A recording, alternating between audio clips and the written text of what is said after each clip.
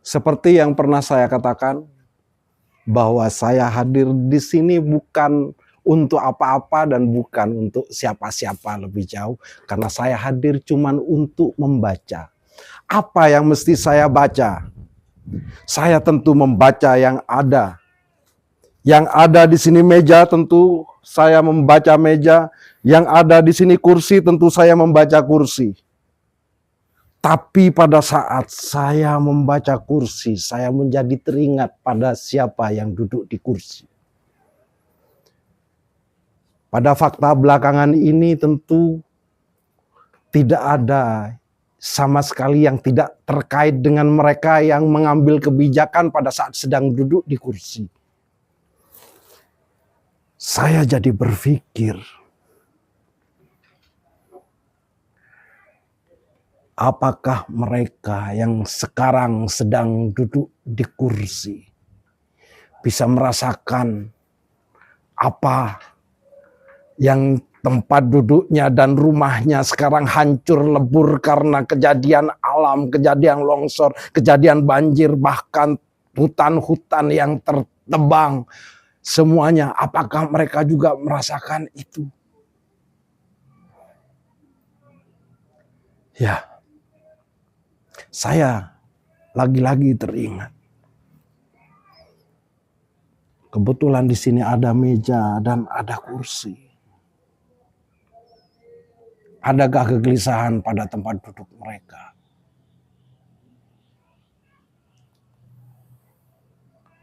Adakah kursi-kursi yang mereka duduki yang sebenarnya itu semua dari uang rakyat?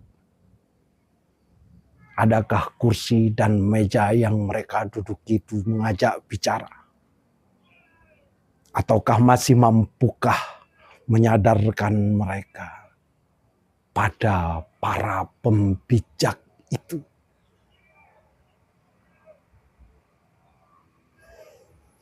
Atau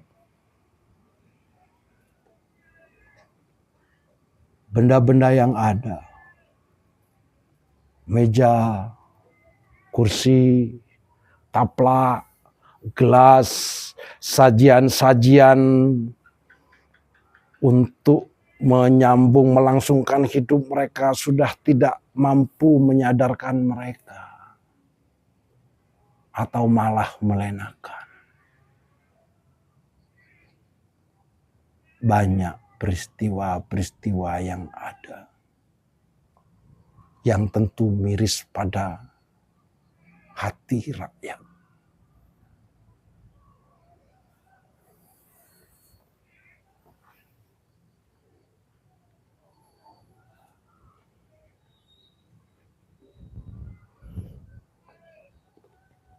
Masih mampukah mengajak rakyat untuk percaya pada diri mereka, percaya pada situasi politik yang ada, percaya pada masa depan bangsa yang didengung-dengungkan setiap saat, yang didengungkan di setiap kelas-kelas akademis, yang didengungkan pada peristiwa pembahasan di seminar-seminar yang dihadirkan oleh tokoh-tokoh intelektual bahkan. Masihkah mampu menyadari itu semua?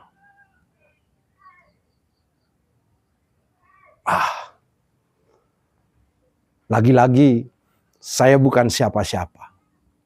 Saya cuma membaca. Membaca apa? Membaca yang ada. Seperti tadi ketika saya melihat kursi-kursi pun saya baca. Ketika ada asbak-asbak pun saya baca. Maka saya membaca fungsi. Yang awalnya dari bambu, tumbuh dari alam. Sekarang menjadi fungsi untuk membuang puntung rokok, untuk membuang abu rokok. Ataukah saya menjadi ingat lagi pada mereka yang tadi duduk di kursi? Saya tidak mau mengatakan ketika fungsinya hanya seperti asbak yang saya pegang ini. Yang dahulu dia tegak berdiri dengan statusnya sebagai bambu. Sekarang hanya tempat puntung rokok. Lalu saya membaca di sekitar saya lagi. Di sini ada tempat sampah.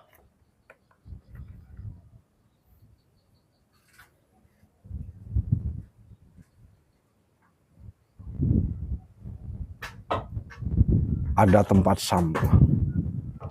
Lalu saya teringat pada sebuah tulisan di setiap taman, di sekitar gedung, ada tulisan buanglah sampah pada tempatnya.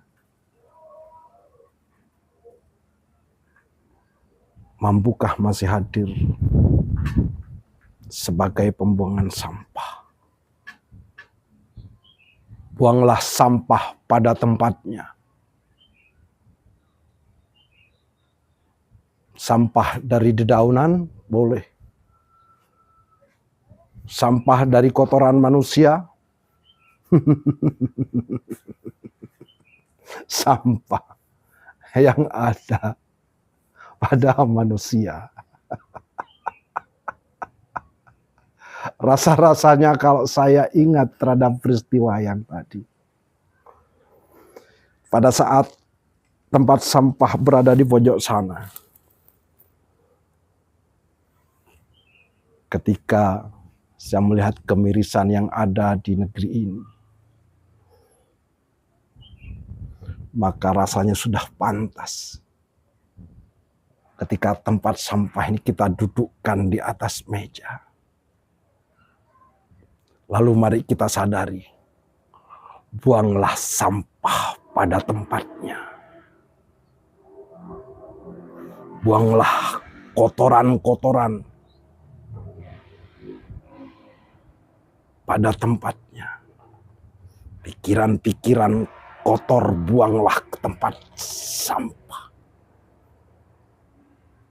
Niatan-niatan kotor buanglah ke tempat sampah. Maksud kotor buanglah ke tempat sampah. Sampah.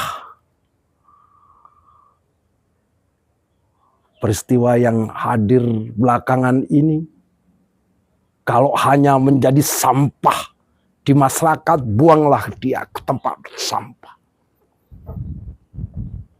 Sampah politik yang seolah-olah membela bangsa, seolah-olah berpikir tentang kesejahteraan negara. Tapi pada nyatanya, hanya berpikir golongannya saja.